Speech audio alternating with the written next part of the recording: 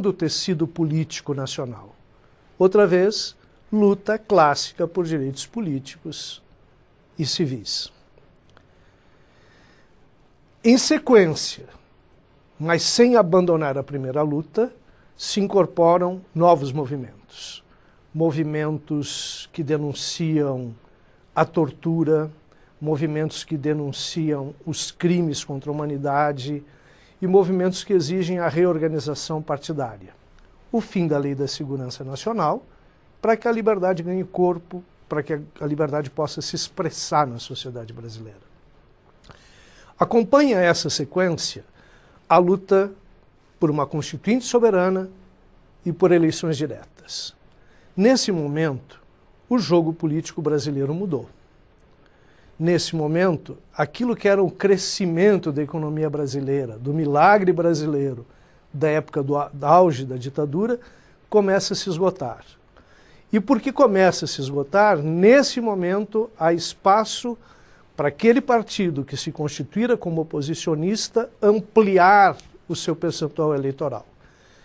Ganhar maioria nas assembleias, ganhar maioria no Congresso, começar a disputar efetivamente as eleições, o direito a eleições majoritárias em todo o país.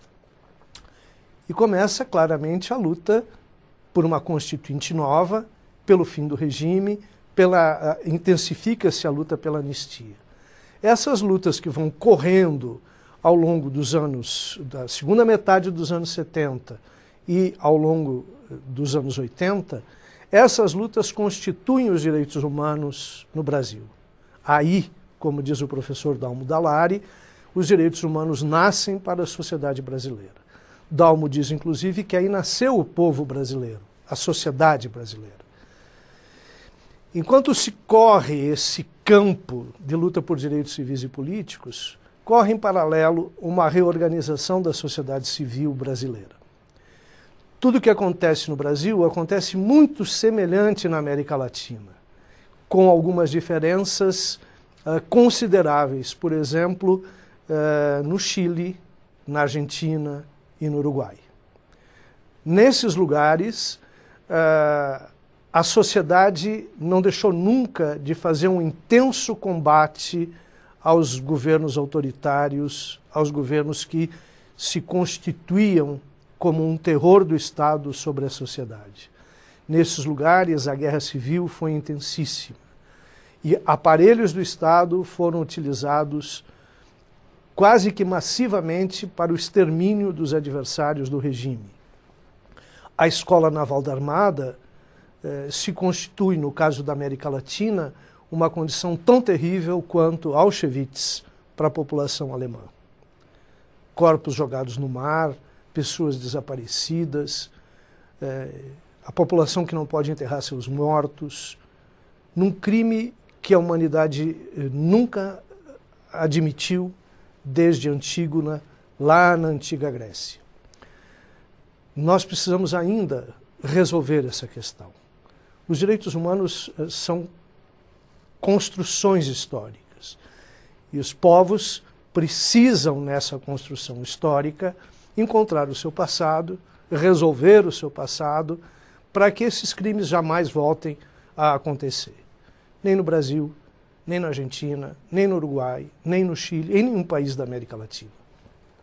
Na Argentina, a luta pelos direitos humanos produziu um prêmio Nobel para um jovem combatente argentino, Carlos Esquivel, produziu uma mudança da cultura dos direitos humanos como uma manifestação do lugar das mulheres, especialmente naquele movimento das mães que queriam reencontrar seus filhos para poder enterrá-los, das avós que queriam encontrar seus netos para poder sepultá-los.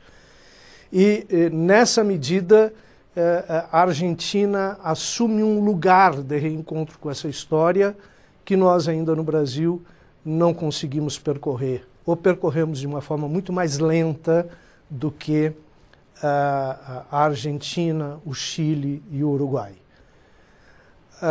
De outra parte, nós organizamos aqui movimentos múltiplos, quase infinitos, movimentos pela terra, movimentos por moradia, movimento por alimento, movimento por igualdade de gênero, movimento por livre manifestação de sexualidade, movimento de combate à discriminação racial.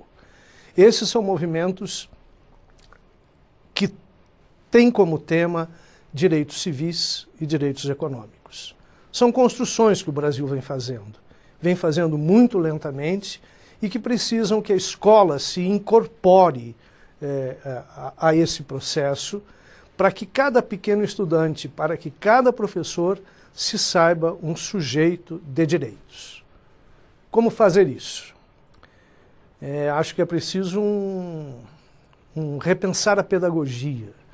Acho que é preciso que o professor entenda que o seu aluno tem saberes e que o saber do aluno, respeitado pelo professor, pode ser um encontro dialogal no qual alunos e professores em conjunto se descubram sujeitos de direitos e a partir daí possam construir uma cidadania de participação que garanta que nunca mais aconteçam os crimes que a sociedade brasileira e a sociedade latino-americana viveu ao longo dos anos 60 e dos anos 70. Bem, estou assim encerrando a minha participação.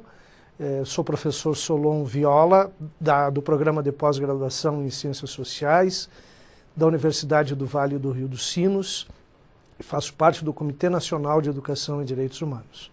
Até uma próxima oportunidade.